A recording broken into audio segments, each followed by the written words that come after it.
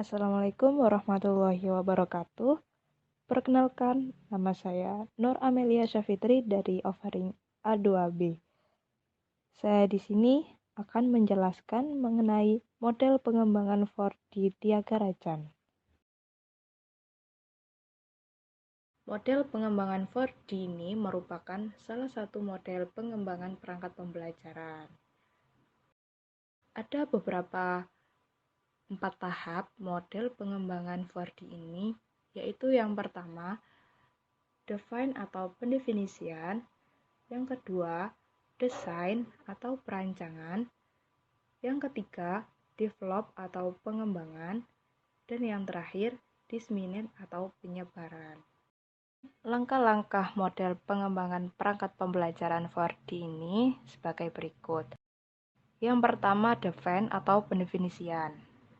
Pada tahap ini dilakukan untuk menetapkan dan mendefinisikan syarat-syarat pengembangan. Nah, jadi pendefinisian ini dilakukan kegiatan analisis kebutuhan pengembangan, syarat-syarat pengembangan produk yang sesuai dengan kebutuhan pengguna serta model penelitian dan pengembangan yang cocok digunakan untuk mengembangkan produk. Dalam model lain, tahap ini juga sering dinamakan analisis kebutuhan. Yang kedua, desain atau perancangan. Tahap perancangan bertujuan untuk merancang perangkat pembelajaran. Nah, ada 4 langkah yang harus dilakukan pada tahap perancangan ini.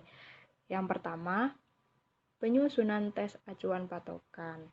Yang kedua, pemilihan media. Yang ketiga, pemilihan format. Dan yang terakhir, rancangan awal. Untuk penyusunan tes acuan patokan, ini dimaksud merupakan langkah yang menghubungkan antara tahap pendefinisian dengan tahap perancangan. Terus yang kedua, pemilihan media. Pemilihan media dilakukan untuk mengidentifikasi media pembelajaran yang relevan dengan karakteristik materi. Dan yang ketiga, pemilihan format.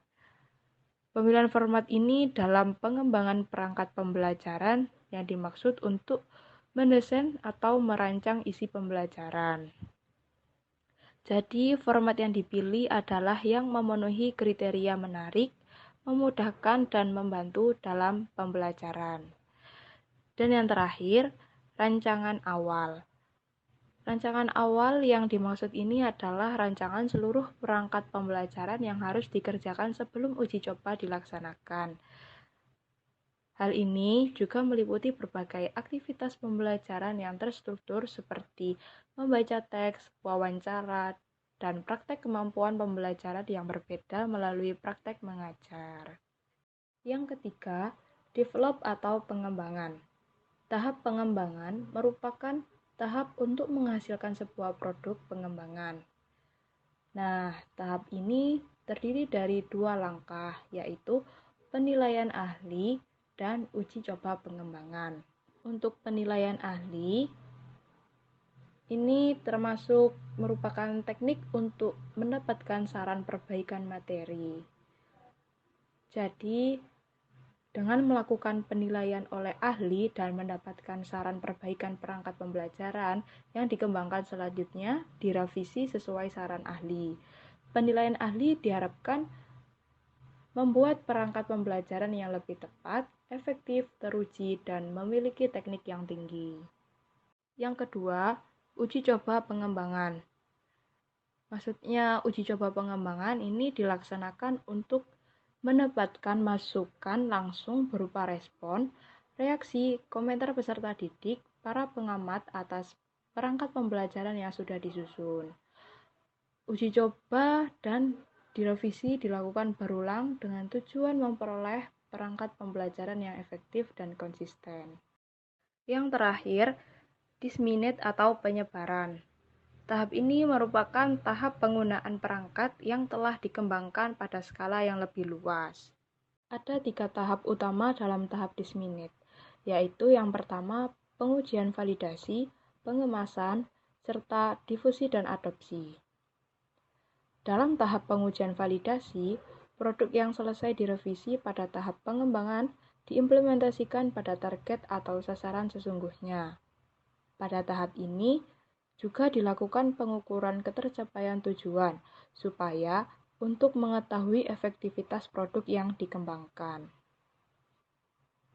Pada tahap pengemasan, serta difusi dan adopsi, pengemasan produk dilakukan dengan mencetak buku panduan penerapan yang selanjutnya disebarluaskan agar dapat diserap atau dipahami oleh orang lain dan dapat digunakan pada kelas masing-masing. Jadi, rancangan pengembangan model 4D mudah dipahami dan diterapkan di dalam penelitian, di mana di dalam model ini dimulai dari front-end analysis atau analisis awal hingga akhir, sampai dengan di ujung rancangan dari model ini yaitu diffusion and adoption atau penyebaran dan adopsi. Hal ini dikarenakan rancangan 4D mudah dimengerti di dalam penelitian. Baik, sekian penjelasan dari saya mengenai model pengembangan 4D Thiagarajan. Terima kasih. Wassalamualaikum warahmatullahi wabarakatuh.